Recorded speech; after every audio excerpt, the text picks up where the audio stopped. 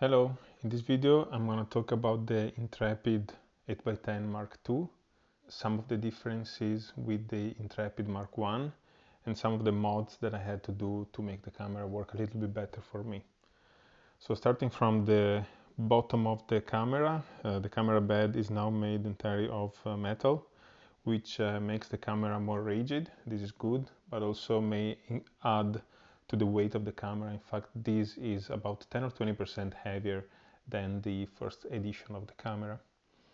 There is a bottom plate to which I attach a Kessler Klein quick stand adapter, which mounts to the Arca Swiss ball head. The cool thing about this base plate is that it has little feet and the camera can balance itself on the ground.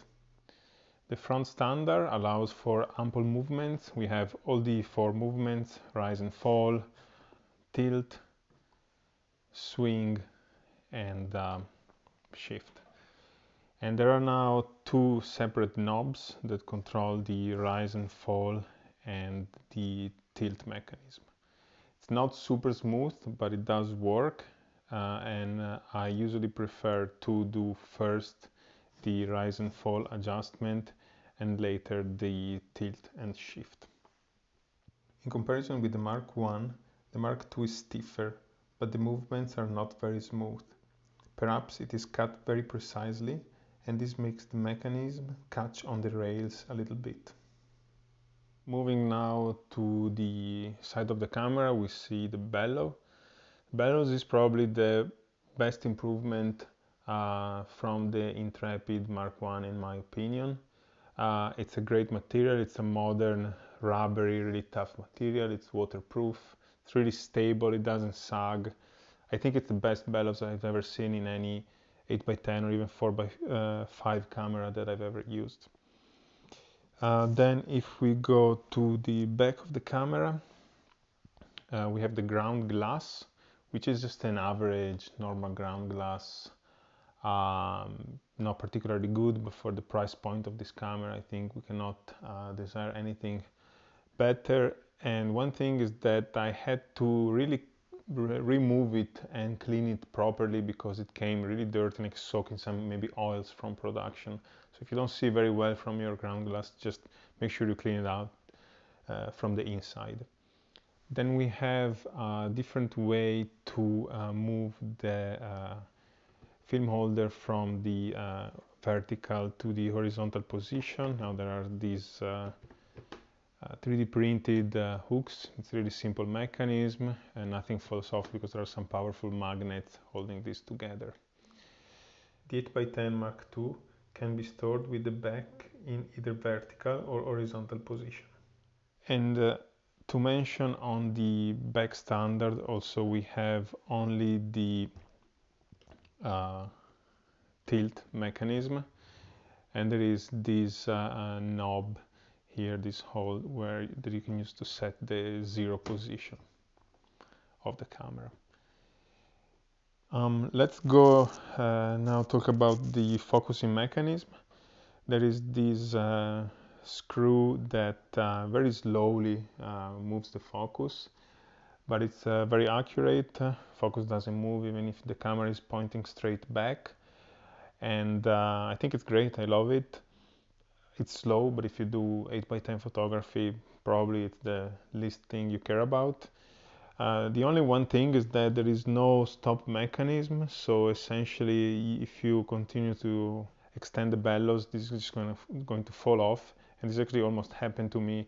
I was doing some macro photography, extending the bellows a lot, and I lost a couple of the bearings that are in this mechanism, but it doesn't really affect much. Maybe now it's a little bit less smooth, but just keep in mind that there is nothing stopping the camera bed for falling off from the focusing mechanism. Okay, so these are the main differences and the main points of this camera. That's pretty much it. Some of the modifications that I did are that I added some gaffer tape. This kind of restricts the movement, but I don't use this shift more than this much, but it makes it much more stable. It doesn't really move around. I added some lines so that I know that my shift position is zeroed, just using a pencil. I added also a line here, and I have now the zero position of the rise and fall. Then other mods are that, as many said, it can be very difficult to insert film holders in the camera. So what I did is that I just filed a little bit this edge where the film holder was catching, and as you can see now it goes in and out pretty smoothly. And I like actually the fact that these springs are really stiff. I had no light leaks whatsoever in about maybe 50 sheets of film that I ran through the camera. Another small modification that I did, I use 4x5 lens boards with 4x5 adapter board, and I changed the screws because they were kind of flimsy and I actually lost one, so I found some screws that fit and changed those. That's it. These are the changes that I did in the camera. Another thing that I want to mention is that the Intrepid website says that this camera is compatible only up to, I think, 180mm lens, not shorter. But actually I can use no problem also the 120mm lens. In that case, the bellows can get in the way, so I use a clip to just make sure that the bellows doesn't vignette the image. A couple of final comments. The durability of the camera seems good up to now. I took it on hikes, bike rides, and even under light rain, and it is still looking good up to now.